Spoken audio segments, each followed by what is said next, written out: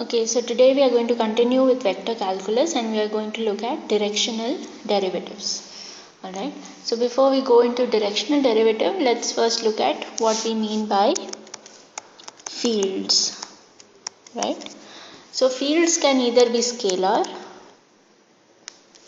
or vector. Okay, so when you see the word fields, what basically it means is that if you have a given surface or you are at a certain point and you want to see what is the region around that point where that particular force or whatever it is that you are measuring is going to be constant.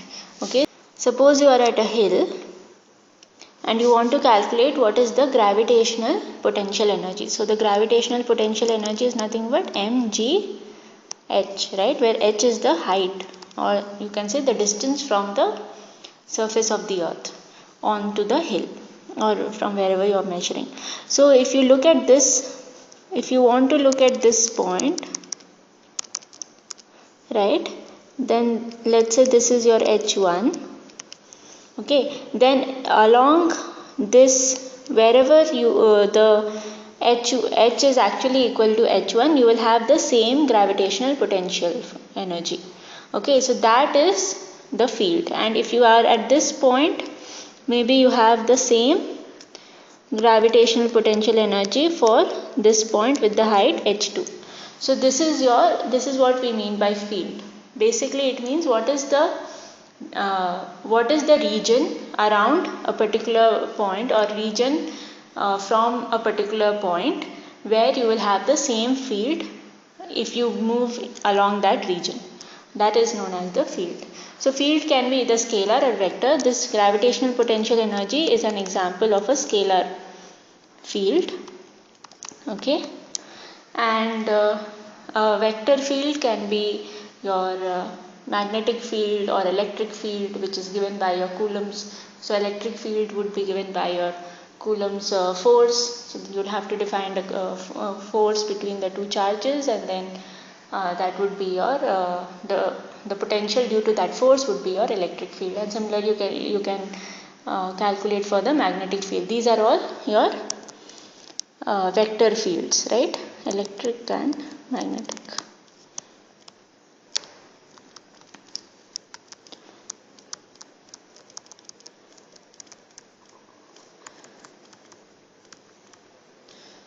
Okay, so these are your fields. So what we want to essentially do is, okay, let's say we want to calculate what is the change in the temperature, all right, if you go in a particular direction. So let's say you have in a room, there will be a temperature difference between different parts of the room, right? Maybe in certain region it is colder because the window is open. Certain region might be hotter because right, there is no breeze over there or something like that. So let's say you want to calculate the direction in which the temperature is increasing or decreasing. For example, all the insects which are attracted to the light or the heat, they do this. They try to calculate, they are basically looking at what is the directional derivative, okay, what is the change in the temperature or at a particular direction, and then they try to go in that particular direction, and that way they reach the final, which is they finally reach the area from where the heat is maximum, which is basically the light bulb or something like that, right? So that's what all of them do. So let's see how we can calculate such directional derivatives. Alright, so let's say we want to go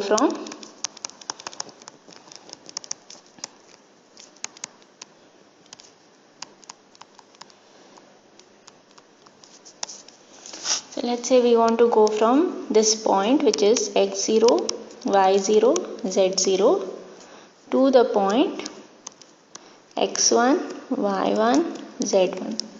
Okay, so we want to go from here to there, and maybe we want to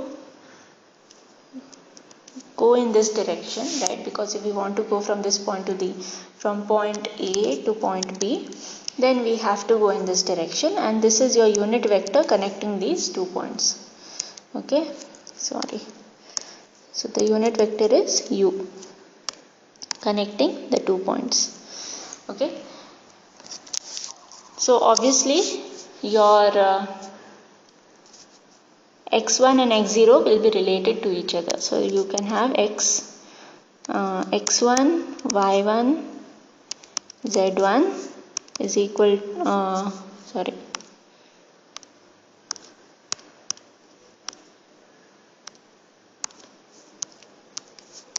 minus x0, y0, z0 is u into s. So s is the distance travelled. Okay. So it could be an arc length or it could be a straight length, whatever. Alright. And u is the direction. U refers to the direction. So this is a unit vector. So magnitude of u is 1. But this gives you the direction in which you are moving. So norm of u is 1. Right. So we should remember that this is u is a unit vector. Alright. So if we do this, we are going to get x1, y1,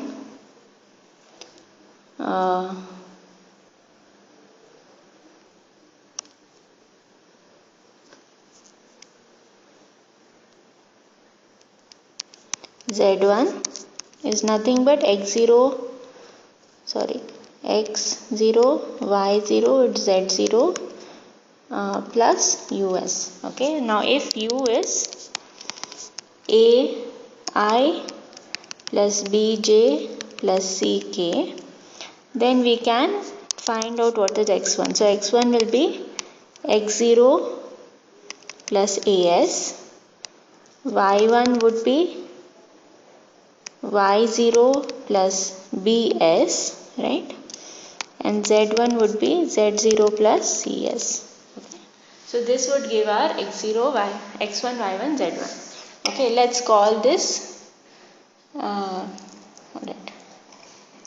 Now, if there is some function phi, okay. So phi is a function which depends on x1, y1, and z1. Okay. Alright. So if this is the function phi, which is a function of x, y, and z, then you can convert it to a function of only s. How would you do that? You would do that by writing x0 plus as, y0 plus bs, and z0 plus cs. Now since x0, y0, z0, a, b, c are constants, right?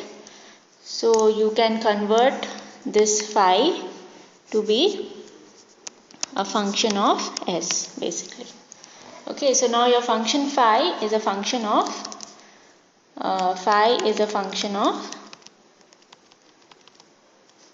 arc length.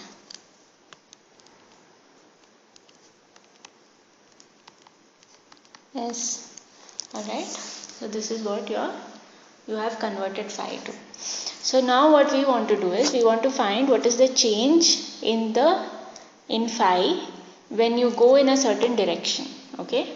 So let's try to find that. So what we want to find is we want to find d phi by ds. Okay. So essentially let's look at it pictorially. You have this is your surface or some function which is phi of s. Okay. And now you can say whether either you want to go in this direction, you want to go here, you want to go here, you want to go here.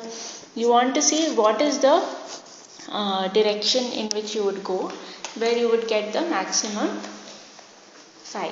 Okay, maximum or minimum. Maybe sometimes you want to go to the minimum phi, or you want to keep phi same. So you need to know in which direction you need to go into, in order for you to keep either phi same, that is phi constant, or for you to keep or for you to increase phi or decrease phi, right? So you want to get the directional derivative. So this is known as the directional derivative. Okay. So phi, for example, like I gave you the temperature example. So right, so temperature, so phi can maybe phi is temperature, which is a function of x, y and z. So as you go at different x, y and z at different coordinates, the temperature will be different. Okay. So what is d phi by ds? D phi by ds is, now you can take the complete derivative. So let's do that. Okay, we want to find this. So let's write it again. So d phi by ds. D phi by ds is dou phi, right? Dou phi by dou x into dou x by dou s. Okay, because s is a function of x, y and z, right? So you can always write it in this way. And then plus dou phi by dou y into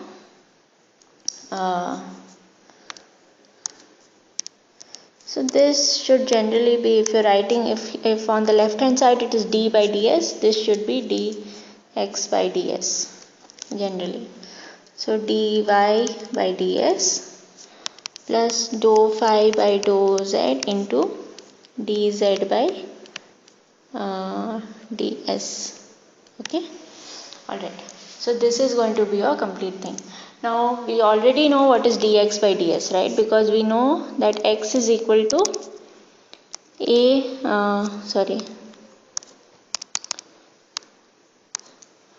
what was x? X was equal to x0 plus as, y was y0 plus bs, z was z0 plus cs, right? So from here we can get dx by ds is equal to a, dy by ds is equal to b, and here we have dz by ds is equal to c. So we'll just substitute these over there. Okay, so we'll get d phi by ds is equal to dou phi by dou x, and this is x. Dou phi by dou x into a, right? Since we are dealing with vectors, be careful about where you put dot, where you don't put dot, right? So it's just a multiplication of a here. Okay, and then we have dou phi by dou y into b plus dou phi by dou z into c. Okay, so this is nothing but taking a dot product of these two functions. What are the two functions? You can have I dou phi by dou x plus j dou phi by dou y plus k dou phi by dou z dot product with ai plus bj plus ck. Okay, so this is your this function dot product with another function, which is nothing but your dou phi by dou x a, dou phi by dou y into b, dou phi by dou z into c. So what is this function? ai plus bj plus ck. This function is nothing but u, right? This is your unit vector u. So you are going to get d phi by ds is equal to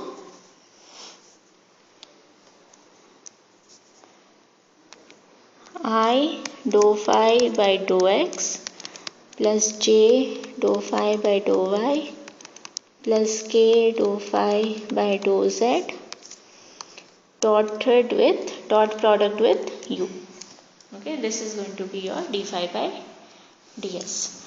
Now there is one more thing. We can, this operator, right? The operator that you saw here. What was the operator? I dou by dou x plus j dou by dou y plus k dou by dou z.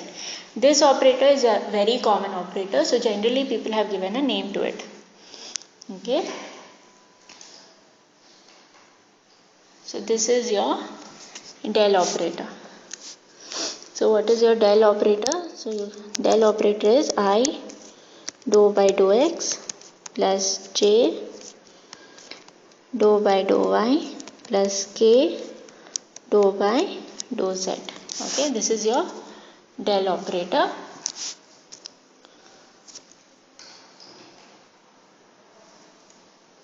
Okay, and so you can write d phi by ds is del phi dot u. Okay, and this gives you your directional derivative. Okay, we'll do a small problem, then you will see how we can get it. Okay, but before going into the problem, let us look at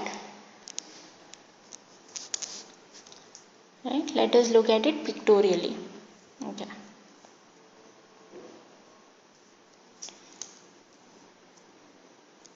Maybe I'll go to the next page. So you have a surface, right? And this is your field, yeah, your field which is phi is equal to constant. So along this region that I have drawn, phi is constant. Of course, away from this region, phi is going to be different, right? If you go in this direction or this direction, phi will change. Phi is not constant, right? Here also phi is not constant, and along this direction phi is constant. Okay, all right. So let's say you have this field along the region phi is constant. Okay, and now you want to compute what is the directional derivative in this direction, which is u. Okay, so your del phi actually is here. This is your del phi, and this is your u, and this is going to be your theta. Okay, so this region, right, this is going to be your d phi by ds. Okay, because it is a dot product of del phi and u. And what is the dot product of del phi and u? It is basically d phi by ds is the cos theta component, right? So you will get d phi by ds is nothing but del phi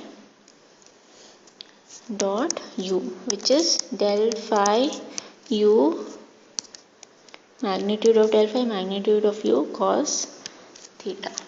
Okay, so this is your d phi by ds. Okay, so d phi by ds is a scalar quantity, right? Because if you take a dot product, it is going to be a scalar quantity. Okay, so this is your, so what happens, so at which direction? Okay, now if I ask you, given this formula that d phi by ds is del phi into u into cos theta, okay, in which direction would d phi by ds be the maximum? Okay, so del phi is a constant value, okay, u is a constant value, okay, the magnitude, these are just magnitudes, right, because this is norm of del phi, norm of u. Norm of u is nothing but 1, right, because u is a unit vector. So you can actually write this as del phi, norm of del phi into cos theta. Okay, because u is a unit vector, therefore norm of u is going to be 1. Alright. Now if I ask you in which direction would give you the maximum d phi by ds, that the answer to that question depends on the angle theta. So the angle theta determines your direction, right? So when would cos theta be maximum? What should be the value of theta when cos theta is maximum? The value should be 1. Value should be 0. So when theta is 0, then you have cos theta is maximum. Okay, which means if you go in the direction, okay, which is just parallel to u, okay, that would give you the maximum d phi by ds. That would give you the maximum change in your field, okay, with respect to your distance.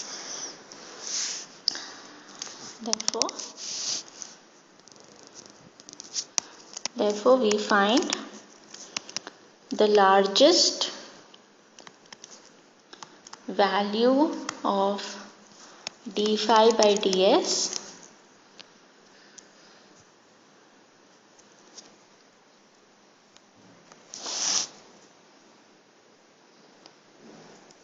right? We find the largest value of d phi by ds when it is normal, right? When del phi is normal to the surface. Okay, so if it is normal to the surface and you are going in that direction along u, or this is one way, or you can say that when del phi is parallel or in the same direction as u. Okay, so if del phi is in the same direction as u, then we'll get the same, then we'll get theta equal to 0, and if theta is equal to 0, then cos theta will be 1, and therefore you'll get the maximum d phi by ds. So maximum change in the field with respect to the distance. Okay, alright.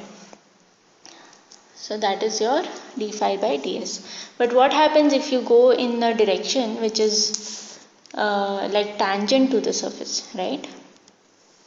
So let's draw it. This is phi equal to constant.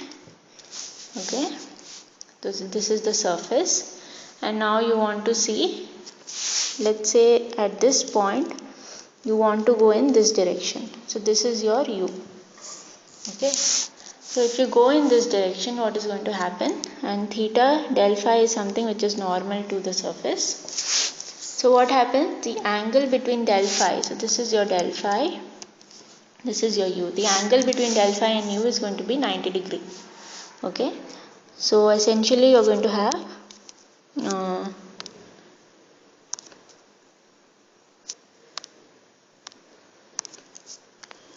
d phi by ds is equal to del phi dot u, right, which is del phi u cos 90 degree, right, for this particular surface.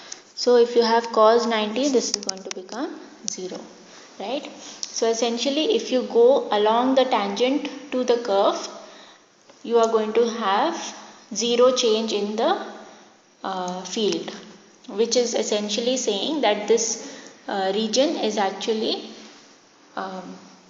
is the region where the field is constant, right? So if you go anywhere along this line, then you are not going to get any change in the directional derivative at all. The directional derivative is going to be 0. Okay, that's what it means. All right. Okay. So now let us look at a small problem.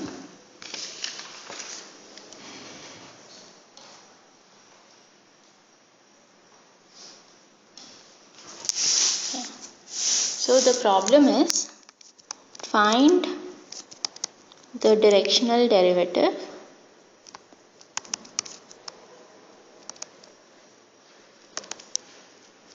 of phi is equal to x square y plus xz at 1, 2, minus 1 in the direction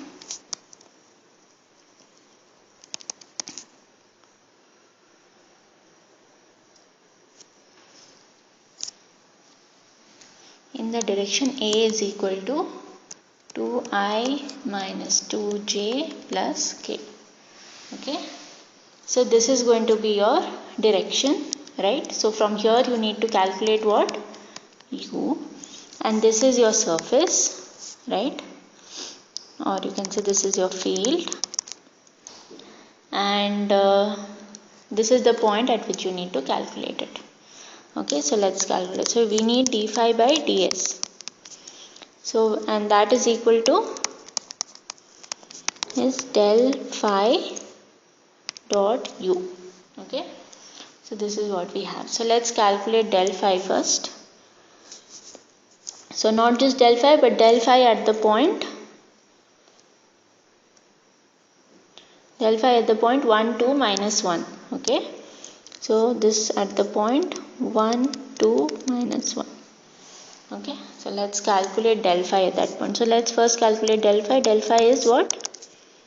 I dou by dou x plus j dou by dou y plus k dou by dou z. And what is phi? Phi is given by this function x square y plus xz. So this del operator acts on x square y plus xz. So let's get del phi. This is going to be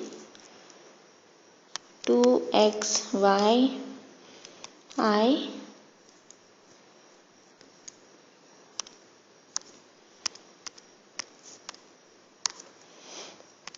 So I hope by now you know how to do these differentiations. So I'm not going to spend much time. I'll just write the final answer. So 2xy plus z I plus x square j plus x k. Right? Now you need to find this at the point 1, 2, minus 1. So del phi at the point 1, 2, minus 1 is nothing but, so just substitute x is equal to 1, y equal to 2 and z equal to minus 1. So what will you get?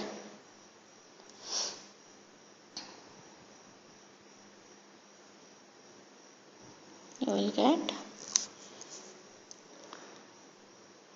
4 minus 1, 3 I plus j plus k. Okay, this is what you are going to get. Alright, and then we need to find u.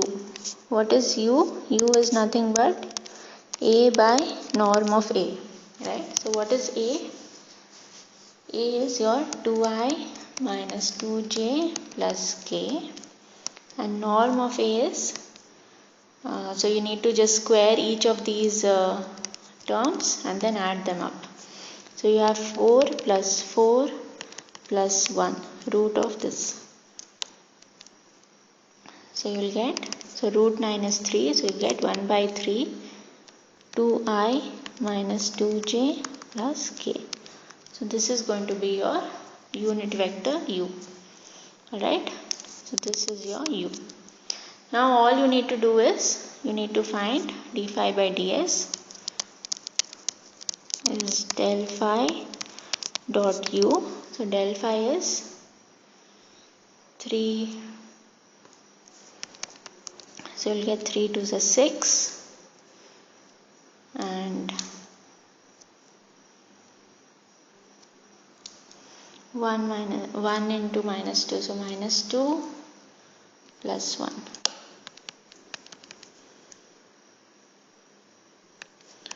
So you get 5 by 3. So this is your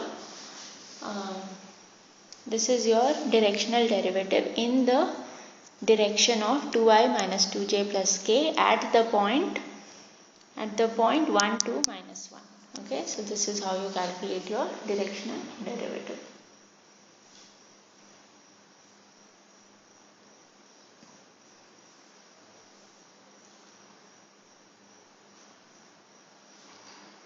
Alright.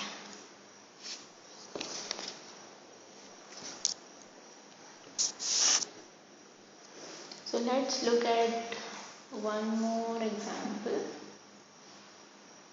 Okay, so we have so far what we have done is we have calculated del phi, right? So del phi is in the form of is in Cartesian coordinates. Okay, but we can also do this in other coordinates, right? So del is an operator which is given by I dou by dou x plus j dou by dou y plus k dou by dou z. So these are all so this is in the Cartesian coordinate system, but we can also convert it to other coordinate system, right? So the way to do that would be to make use of your whatever you have learnt in multivariable calculus and then try to convert it, right? So the homework for you is, so I'm giving you this homework.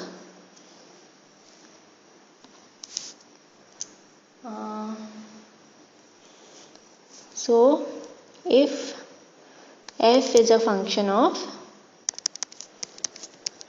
x, y and z, okay, so f is a function of x, y and z, and del f is given by I dou by dou x plus j dou by dou y plus k dou by dou z into f. Now I want you to convert the above to spherical coordinates.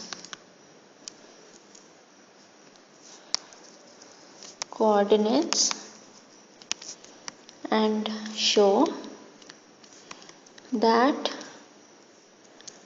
del in spherical coordinates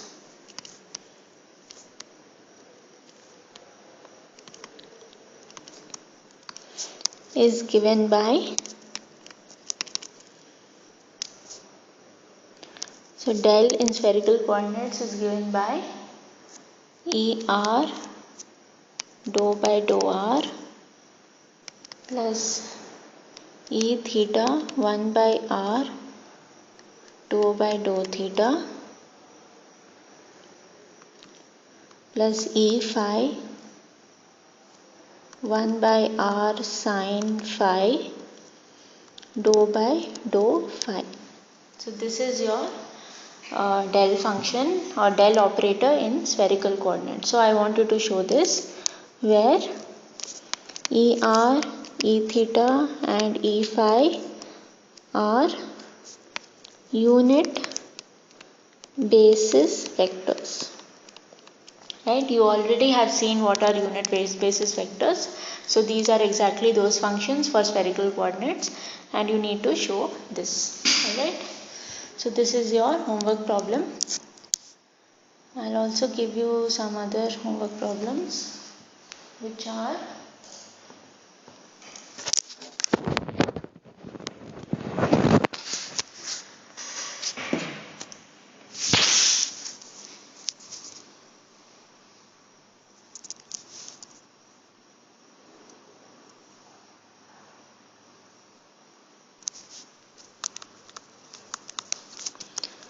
starting from the point 1 1, in what direction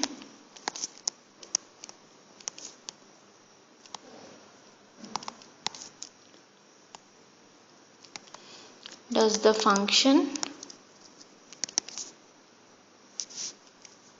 phi is equal to x square minus y square plus 2xy decrease most rapidly? Okay, so you need to find in which direction this decreases most rapidly. So you can imagine, if something is increasing most rapidly in the direction where phi and u are at the same, right? Basically phi and u are in the same direction, so that theta is 0, right?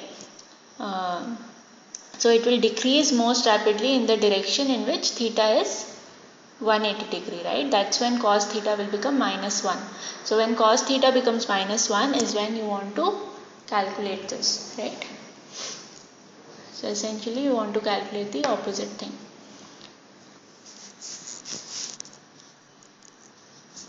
Then another homework problem is, find the derivative of xy square plus yz at 1 1 2 in the direction